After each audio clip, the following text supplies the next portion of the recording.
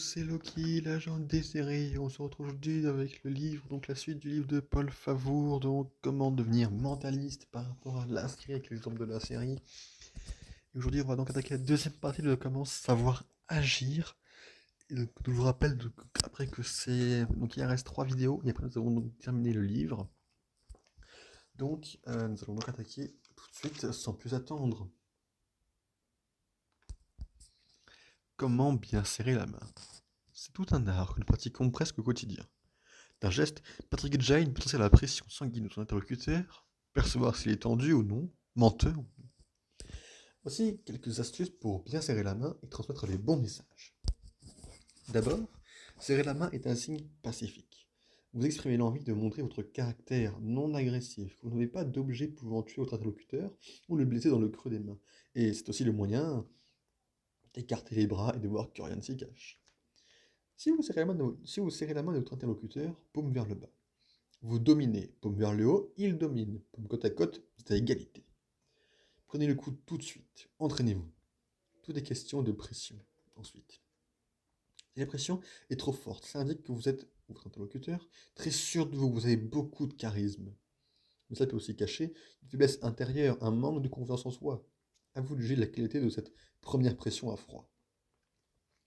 Et quand on est de cette force alors? Si vous voulez être ferme d'entrée de jeu, c'est possible. Si vous souhaitez passer un message ou vendre quelque chose, n'abrutissez pas votre acheteur potentiel en lui broyant la main. Il aura l'impression de se faire arnaquer dès le premier rendez-vous. A l'inverse, une main folle et toute pendant... À l'inverse, une main molle et toute pendante n'incite pas non plus à faire confiance. On fuira aussi les mains humides et froides. Selon d'ailleurs que le froid gagne les mains lorsque le sang irrigue en priorité les parties basses de votre corps pour l'aider à réagir aux stimuli liés aux attaques et autres surprises. Donc main froide égale main apeurée égale à fuir. Reste toutefois qu'un ami dont les mains étaient précieuses, il travaillait sur des pièces précieuses, s'interdisait de serrer les mains de ses amis. L'occasion d'ailleurs d'attaquer une conversation d'une façon impromptue et originale. Pendant la poignée de main, regardez bien les yeux de votre interlocuteur, fixez-le, gardez la distance qu'il vous offre et n'empiétez pas sur son territoire, au risque de passer pour un mal poli. Tout comme la règle de bienséance exige qu'on ne torture pas les doigts d'une femme si l'on est un homme, bien au contraire, sinon il vous reste le pèse-main. Savoir dire non. Le discours socratique est intéressant dans ce qu'il nous fait découvrir des vérités enfouies, mais aussi parce qu'il permet tout simplement de dire « je ne sais pas », de dire « non ». Notre culture judéo-chrétienne nous applique de sans cesse avancer en proposant nos services, d'aider, et même parfois de dire oui à des propositions quand nous n'avons pourtant aucune envie de dire ce fameux oui. Un éternel dilemme. Il faut donc chercher la force de dire non. Dire non permet de se sentir tout d'un coup beaucoup plus libre, d'évoluer dans un autre univers, doté au-dessus de sa tête cette chape de plomb psychologique qui obstrue notre champ des possibles. Et pourquoi avons-nous peur de dire non? Parce qu'on craint les représailles professionnelles ou sociales. Dire non, c'est faire aveu d'échec, c'est d'avoir honte vis-à-vis d'autrui. Et bien souvent, on ne saisit que ces immenses gâchis de la pensée, selon nous. Et pourtant, cela n'a pas la même résonance chez les autres, et on ne se l'imagine même pas en retour, les avantages que cela peut nous apporter. Dire oui à tout, c'est un peu passer pour la bonne poire de service, être faible. Dire non, soudainement, cela marque le terrain. Il y a le souhait aussi de s'affirmer. C'est aussi le moyen d'amener d'autres propositions à votre interlocuteur. En se posant la parole d'autrui, c'est peut-être enfin l'occasion pour vous d'apporter vos propres propositions et votre avis sur des questions où, autrefois, l'on pensait que vous accepteriez sans broncher. En somme, dire non, c'est une façon d'accéder à un espace de liberté. N'est-ce pas la plus excitant? Un nouveau challenge s'ouvre à vous en négociant ainsi dans la discussion. C'est, en tant que mentaliste, l'occasion de réfuter l'avis d'autrui, de ne pas prendre pour argent comptant les informations transmises, la possibilité aussi de rebondir sur d'autres idées et chercher ainsi à explorer d'autres territoires de votre carte. Alors, foncez et dites non avec mesure pour pouvoir entendre un oui à vos propositions personnelles. Jouissif, n'est-ce pas? Les terrains d'entente. Je reste complètement impressionné par le culot de Patrick Jane. Quoi qu'il fasse, où qu'il aille, il arrive toujours à se mettre la personne en face de lui tout de suite dans sa poche. Cela tient à une raison particulière. Il trouve immédiatement le terrain d'entente sur lequel une discussion peut choper. Il a le petit mot qu'il faut avec la mère de famille ou l'homme d'affaires véreux, toujours ce même ton qui met en confiance. Ayez confiance, disaient les personnages de dessins animés de mon enfance.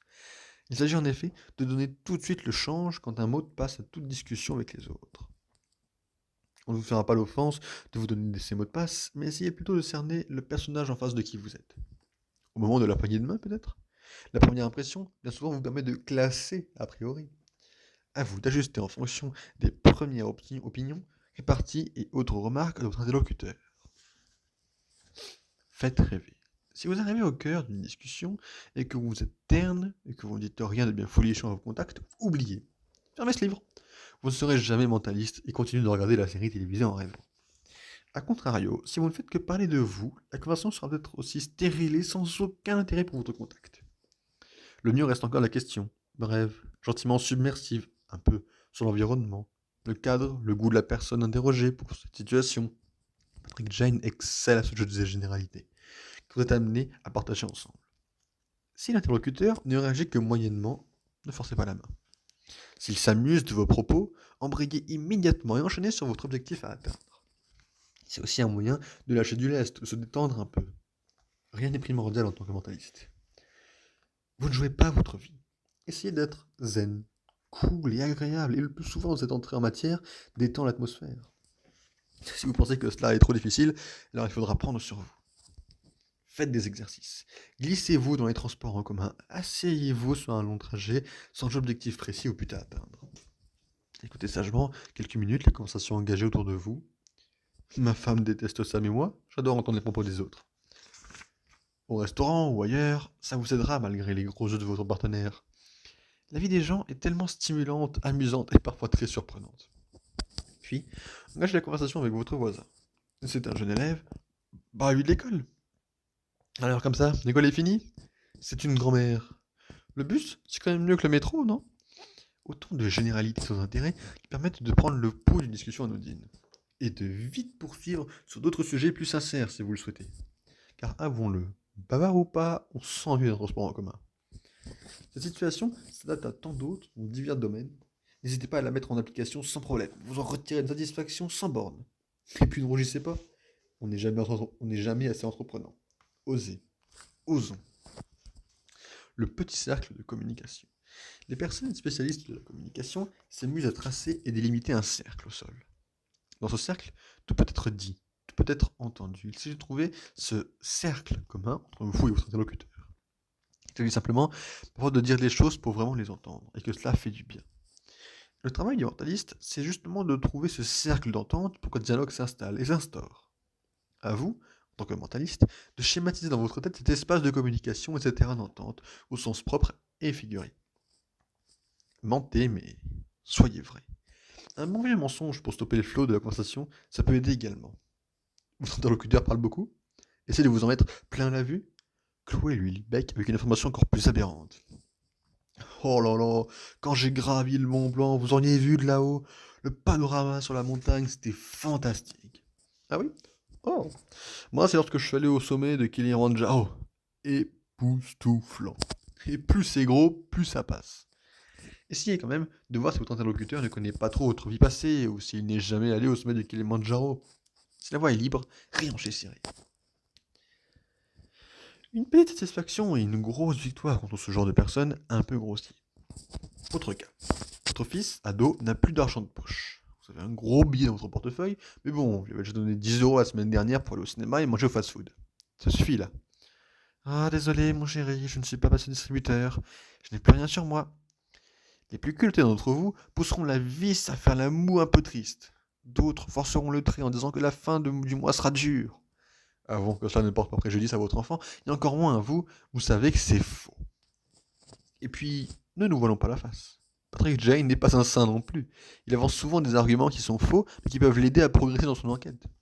C'est a priori pas facile à admettre pour des personnes prudes, ou un peu trop à cheval sur les principes, et surtout des personnes loyales, qui n'ont pas l'habitude de mentir, tout simplement. Mais advienne que pourra, tous les moyens sont bons. Et puis surtout, pense à devenir machiavélique. Le mensonge a plusieurs vertus. Il permet de présenter d'autres réalités éventuelles. Il élargit le champ des possibles et de votre connaissance.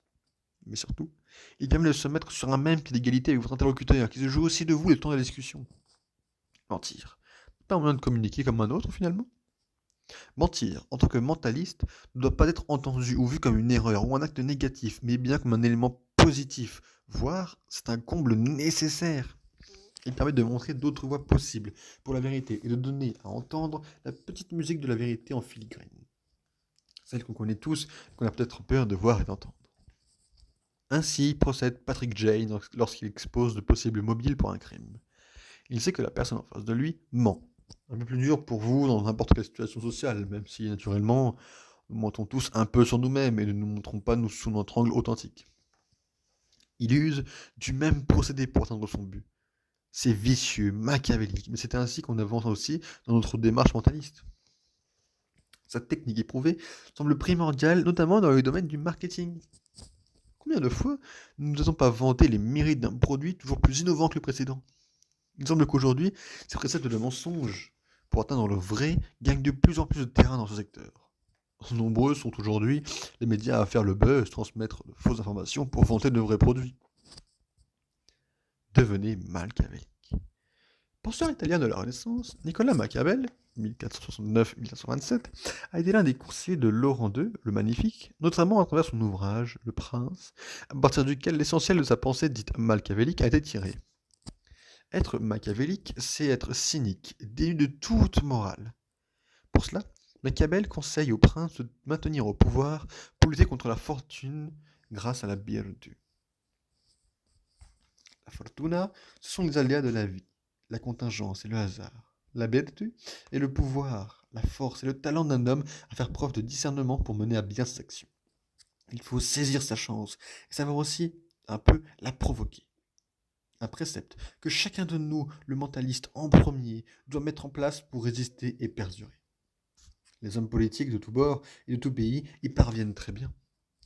Analysez autour de vous les personnes qui usent et abusent de ce pouvoir. À vous de jouer, en ressentant particulièrement bien la situation pour rester dans la partie et savoir vous imposer. On crée aisément de faux sites internet, on distille de fausses informations sur les réseaux sociaux pour attirer l'intention de potentiels clients avant de soumettre quelques jours plus tard la vérité. Diabolique, machiavélique, mais efficace. Épater la galerie. Vous aussi, vous voulez épater la galerie en 2-33 mouvements? Mon numéro préféré reste celui de mon ami qui connaît tous les livres par cœur et qui me récite les premiers mots de la page que je choisis par hasard. Je faisais avoir comme tout le monde. Désormais, pourtant, j'ai compris comment il fait. Il m'a transmis son secret. C'est très simple et je vous le donne. Il s'agit, avant que vos amis arrivent, de prendre un ou deux livres sur vos tables basses. Sur la page de droite, en haut, vous recopiez les premiers mots de chaque page, de gauche au crayon de papier. Quand vos amis arrivent, au cours de l'apéritif par exemple, ils disent simplement ouais, je connais tous les mots de ce livre. Là, logiquement, vos amis vous prennent soit pour un fou, soit pour un être surdoué. Lentement, vous proposez un ou deux livres sur votre table basse, pas trop épais non plus. Alors, il faut penser au temps de préparation du tout. Hein. Et vous l'ouvrez, en commençant par la fin, en tenant bien le haut de la page droite avec votre pouce, et vous demandez à votre interlocuteur manipulé de vous dire stop à cet instant. Donc, à cet instant, à bout de bras, montrez la page de gauche à votre ami, cassez la tranche pour tordre le livre et gardez la page de droite face à vous où vous lirez les premiers mots de la page de gauche recopiés. N'oubliez pas de demander à votre interlocuteur de bien retenir le numéro de la page. Si une troisième personne se trouve près de vous, demandez à ce qu'elle ouvre à la page de votre premier interlocuteur. Toujours sans montrer la page de droite. Vous n'avez plus qu'à lire les premiers mots de la page en prenant des SDR et des pauses très inspirées. Et c'est gagné, ou presque. Et votre public sera bluffé. Il n'y a donc rien de bien mystérieux dans ces tours, mais au contraire une bonne préparation, de l'entraînement et surtout le talent de bien retranscrire ces tours à nouveau sans se faire prendre. Les magiciens le disent.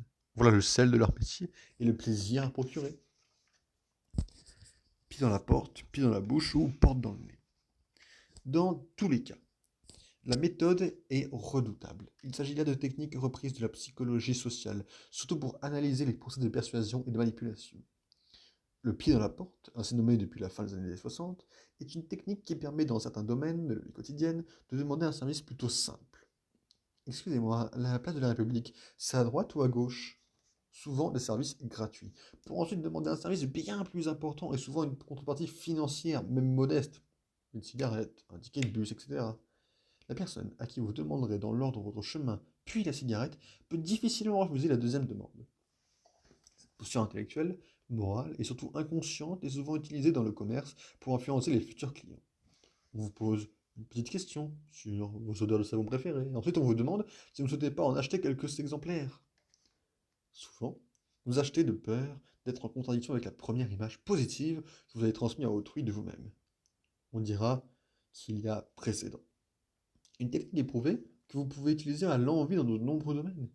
Essayez donc, ça marche presque à chaque fois. À moins que votre interlocuteur n'ait lu les mêmes ouvrages que vous au préalable, évidemment.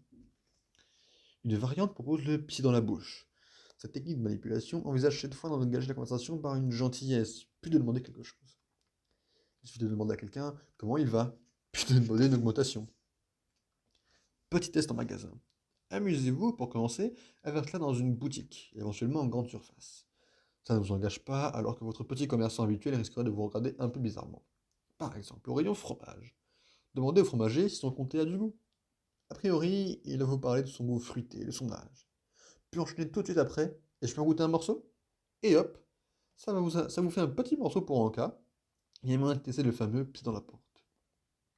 Et au rayon charcuterie. Complimentez la charcutière sur le jambon qu'elle vous a vendu la dernière fois, même si c'est faux.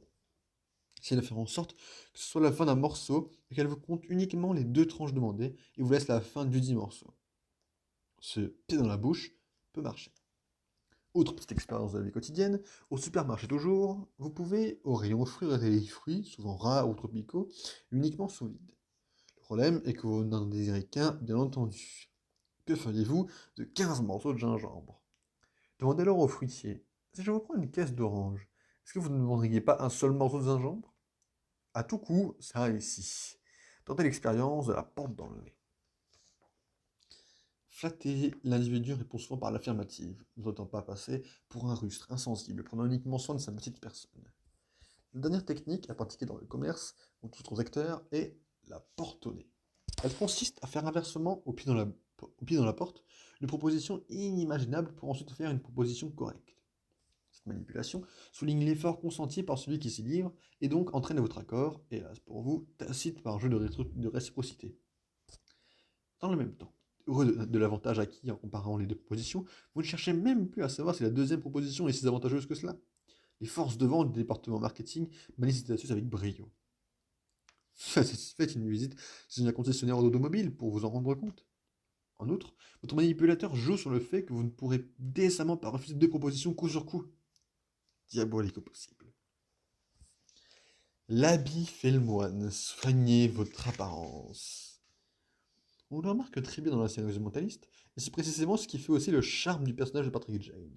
Son look n'a rien d'un bureaucrate ou autre officier tristoun.